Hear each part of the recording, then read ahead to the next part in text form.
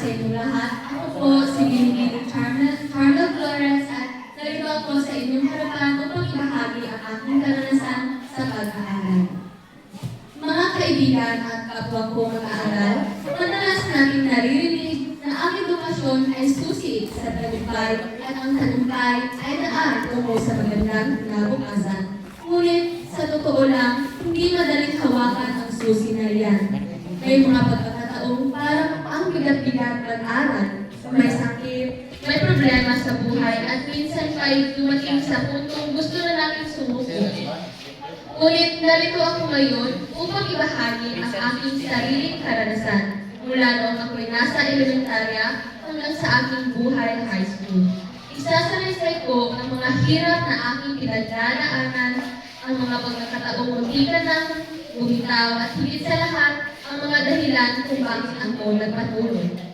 Naway, magsilbing inspirasyon ito na kahit gaano kahirap, hindi tayo dapat tumigil sa pag-aaral dahil ang edukasyon ay kayamanang hindi mananakaw inuman. Hindi naging madali ang buhay ko noong ako'y nasa elementarya. Oo, sa una, masaya dahil para bang wala ka akong iniisip na problema. Puro laro at tawa lamang. Ngunit hindi pala sa lahat ng pagkakataon ay puro lang kasiyahan. Kahit bata pa lamang, nakakaramdam na rin ng sakit at bigat ng problema, katulad ng naranasan ko. Noong ako'y nasa elementarya, nagkaroon ako ng malubhang sakit. Make up.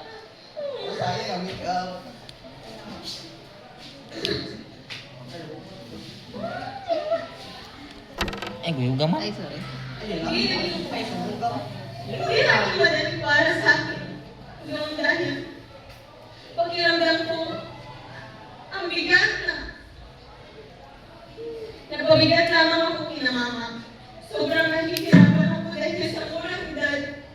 At kailangan ko ng uminaw ng mga malalaking gamot sa loob ng 6 na buwan. Mabigat yun para sa akin sapagkat dahil lamang ang kilos ko. Bawal ko pahuli ng sarili ko. At lagi may mga bawal na dapat sundin. Dumating sa punto na kailangan ko iwasan ang paglalaro kasama ng aking mga kaibigan. Naranasan ko rin hospital sa loob ng halos 1 buwan. Maraming araw na gusto ko rin sumuko sa pag-aaral at sa buhay. Ngunit hinahawakan ko ang pangarap ng aking mga magulang. Sinasabi ko sa sarili ko, kung susuko ako, paano ko sila mabibigyan ng dahilan para maging masaya? Tanging ang makapagtapos kami ng pag-aaral ang pangarap nila para sa amin. Dahil iyon ang bagay na hindi nila naranasan sa kanilang buhay.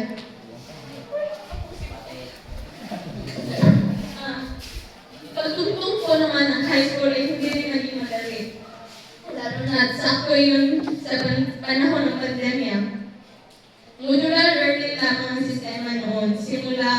Sa simula, sabik na sabik pa akong kumuha ng module at sagutan ng lahat ng tanong na hindi tumitingin sa answer key. Ramdam ko noon ang determinasyon na makapasa at makasabay sa pag-aaral. Ngunit habang tumatagal, unti-unti akong napapagod. Unti-unti akong napagod. Ang dating kasabikan ay napalitan ng katamaran.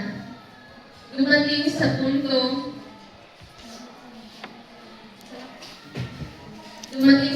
na kinukuha ko na lang ang answer key para matapos agad ang gawain. 75 Ang years. hinala ko na nawalan ako ng sigla, pero sa kabila ng lahat ng iyon, hindi ko pa rin iniwan ang pag-aaral. Kahit parang gusto ko lang huminto, nagpatuloy pa rin ako dahil alam kong hindi magiging sagot ang pagsubok. Nang matapos ang pandemya, bumalik na sa face-to-face classes. Doon ko unti-unti naranasan iba't ibang problema bilang isang estudyante. The screen brightness Noong is una, being recorded. hindi pa ganun kabigat dahil hindi naman ako honor student.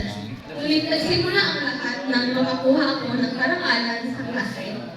Simula noon, palagi kong pinipilit at pinipressure ang aking sarili na makakuha ng mataas na marka. Ayaw kong madismaya ang aking magulang, kaya pinagbubutihan ko ang lahat ng gawain. Ngunit dumating din ang mga pagkakataong na halos sabay-sabay ang mga gawain, aktibidad at performance tasks na ibinibigay ng aming mga guro. Doon ko naramdaman ang sobrang bigat ng responsibilidad. May mga sandaling gusto ko na lamang sumuko at iwan ang lahat, pero palagi kong pinapaalala sa aking sarili na ang pagsuko ay hindi kailanman magiging solusyon. Kailangan kong lumaban para sa pangarap at para sa mga taong umaasa sa akin. Hindi rin naman puro hirap ang buhay ko sa high school. Dahil dito ko rin naranasan ang iba't ibang kasiyahan, lalo na kapag kasama ko ang aking mga kaibigan. Sa kanila ko nabuo ang mga alaala, hindi ko malilimutan. Minsan, pinagtatalian ko ang mga pag-aaway ng mga magbabarkada. Kapag naaalala ko yun, natatawa na lamang ako dahil sa sobrang liit na bagay ay pinag-aawayan namin. Ngunit sa kabilang banda, kung hindi yun nangyari ang mga tampuhan at hindi kami dumaan sa ganung karanasan, marahil ay hindi kami magiging matatag at solidong magkaibigan. Dumaan din kami sa pagkakataong hindi na nang mapatawag sa guidance office dahil sa aming kakulitan. Sa kabila nito, mas naging makulay at mas memorable ang buhay high school. Isa rin sa mga makukulay na bahagi ng aking high school ay ang pinatawag na crush era. Noong panahong iyon, natutunan ko kung paano kiligin sa simpleng ngiti o pagbati ng isang espesyal na tao para sa akin. Kahit sa simpleng pagdaan sa harap ng aming silid-aralan ay sapat na para bumilis ang tibok ng aking puso. May mga pagkakataon din na nagsusumikap ako mag-aral ng mabuti para mapansin niya o kaya na may pinipilit kong laging maging presentable nang sa ganun ay kaaya-aya naman ako sa mga mata niya. Sa mga barkada, hindi rin mawawala ang mga asaran at kulitan tungkol sa mga hinahangaan namin. At minsan ay naging inspirasyon na sila para mas gumanda ang araw namin. Bagamat hindi man lahat ng crush ay nauwi sa pag-amin o relasyon, malaking bahagi pa rin ito sa aking karanasan dahil doon ko naramdaman ang kakaibang saya at kilig na bahagi ng aking pagiging kabataan. Isa rin sa mga karanasan hindi ko malilimutan ay ang tuwing may bagyo o malakas ang ulan. Naranasan namin lahat na halos sabay-sabay maghintay ng balita kung may pasok ba o wala. Kung sususpindi ba ang klase o hindi. Laging may halong kaba at huwa kapag narinig namin may posibilidad ng suspension. Kapag wala kaming pasok, para bang may instant na mahabang aksyon. Ngunit sa totoo lang, may halong katamaran din dahil minsan ay kaya ko lamang pumasok at gusto ko lang manatili sa loob ng bahay.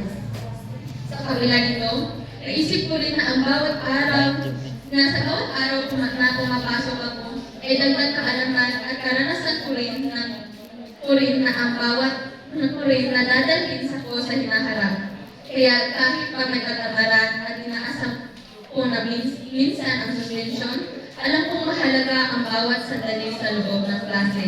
Ang high school ay puno-puno ng halong emosyon, hirap, saya, pressure, at kalayaan, pero lahat ng iyon ay bumuo kung sino man ako ngayon. Sa lahat ng pinagdaanan ko mula elementarya hanggang high school, natutunan ko na ang buhay estudyante ay hindi kailanman madali. May mga sakit, pagod, problema at minsan ay gusto na lang sumuko. Ngunit sa kabila ng lahat sa kabila ng lahat ng iyon, mas matimbang pa rin ang pangarap na makapagtapos at ang saya na maibibigay natin sa ating mga magulang at sa ating sarili. Kaya nais kong ipaalala sa lahat ng kapwa kong mag-aaral, huwag kayong titigil sa pag-aaral. Kapag napapagod, magpahinga, ngunit huwag susuko. Ang bawat hirap at sakripisyo ay may kapalit na tagumpay.